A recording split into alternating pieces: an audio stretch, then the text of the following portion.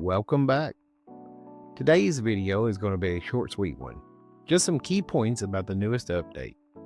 Some of these are very important to know right now instead of later, and I wanted to get these out while I worked on some more detailed guides coming in the next day or two.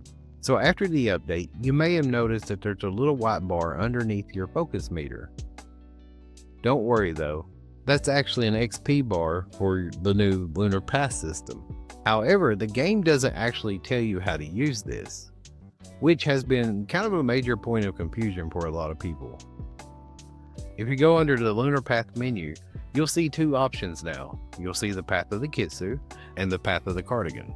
If yours looks like mine though, you might have already made a mistake of doing your dailies only to realize they're not counting towards the new path.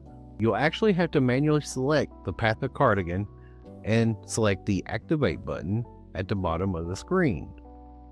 You would think they would have already automatically activated this since you finished the first path, but it doesn't.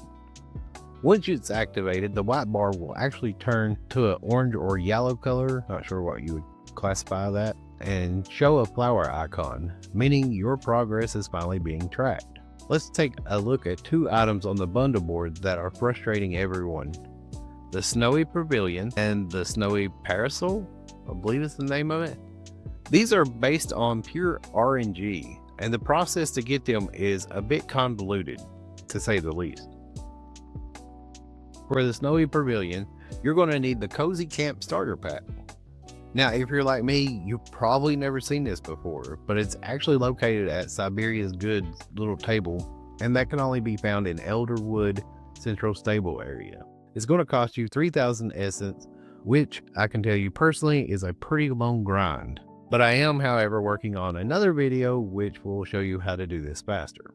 Once you buy that pack, you'll get 3 recipes. You'll have to keep crafting those recipes until you unlock one called Cozy Camp Canopy. Yes, it's a tongue twister. Only after that can you get the recipe for the Snowy Pavilion.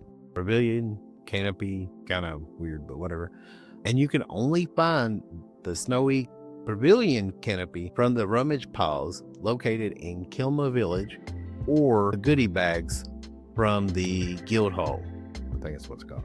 But I will tell you right now, the goodie bags are a trap. I bought one and got 25 snowballs out of it.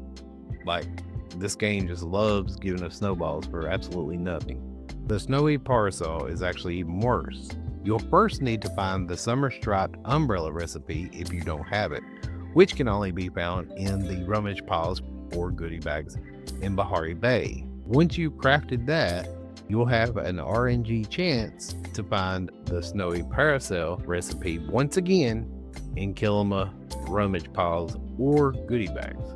And then if you're even lucky enough to get those recipes, you'll have to craft each of them 10 times. Good luck with that. Everybody's saying that they're going to skip that part of the bundle and just grind dailies to get the wallpapers and stuff, which I will not blame them at all for doing. Now, maybe they'll bring out the recipes to buy later. I don't know. They have not said, but I'm hoping that with the event coming, which we'll talk about in just a minute, that they'll add it. So you may have seen the new ferrets added to the game, and you can actually buy those at the ranch cash register. So you won't have to worry about finding them in rummage piles, thank God. But while you're there, go ahead and pick up your new tent. I don't remember the name of it. So with the ferrets, you can have up to 6 before they stop producing products. However, even though they're super cute, I love them, they're not very impressive, to be honest. I think I had 2 of them at one time, and I got 1 apple, 2 blueberries, and 6 pixie berries, and 1 pixie berry starred. So for a older player, not beneficial. For a newer player, maybe. I was hoping for more, like they get wild ginger or wild onions, etc., but that didn't happen. You may have also noticed that everyone in chat has been asking about where's the bloom lately. And it's popular again because they've added some new plushies to the game. One is Little Sprout, which can only be found inside the bloom, along with recipes, of course, if you haven't got them all, and the little pod bags. I can't remember what they're called, but when you get one of those, I found this out the other day, that it sprouts out as like a little muffin on the ground. You'll pick it up and then it's a little pod person. It's like a little underwhelming, but it's still plushie, I guess. They also added the fairy mantis plushie, which is absolutely adorable. I have yet to get it because it's been so hectic over in the area. I just stay away from it. But anyway, it drops from the bug itself, so everybody's running lures to do that. And the last major thing that happened with the patch that actually won't be added till next week is the Starstone Search. If you don't know what that is, it's basically where you run around collecting gems from mining beans like copper, iron, etc. And you'll get the gems like ruby, sapphire, citrine, etc. And every time that you find one, it will count towards the community go. Once the community go reaches 300,000, they're going to give everybody more plushies, of course. And I'll put this on the screen so you can see everything that this entails. And this will run from January 19th to the 26th only. So we get a week.